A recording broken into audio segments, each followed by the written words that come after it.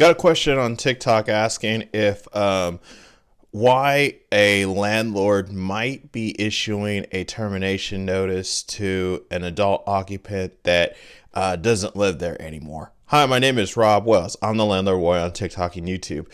Please feel free to like, share, and subscribe to our videos. Now, we come across this situation from time to time where there are adult occupants or occupants that were like children, and they've grown up, they become 18 years or older, and they move out, but they're listed as authorized occupants on the lease. And many times, if a landlord doesn't know that an adult occupant has moved out, they're on the lease, particularly occupants that don't have their ages listed on the lease. The landlord or their counsel, whenever they look at a lease, they're going to just name everyone that appears as an authorized occupant absent. The landlord knows that that person is a minor, for example. The reason is for many types of notices, all lawful occupants must be given notice as well too if there's something wrong, such as like if there's the tenant is not paying rent.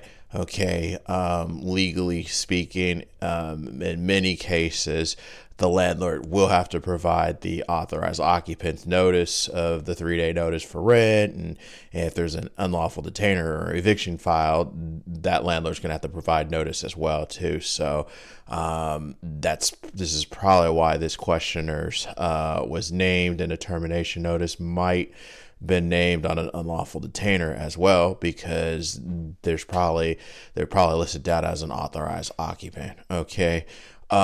Usually though, once the landlord knows that someone has moved out, at least under California law, you can't file an eviction case against someone that doesn't claim possession anymore. So probably in this case, if you run into that situation where, hey, you've moved out quite some time ago, let the landlord's attorney know, and usually we're going to dismiss you, just because, again, we just need to find out who's living there and who's not, basically, and move forward from there. So landlords, if you're facing a situation where you're not sure if someone's living there or not, usually it's best just to name someone and then dismiss them later on. But if you're facing a situation where you might need to issue a termination notice, or you're trying to figure out what your rights are and stuff, and you're in the Northern California area, feel free to reach out. We might be able to help out. You can go to my profile, hit the website, and book a free case review session.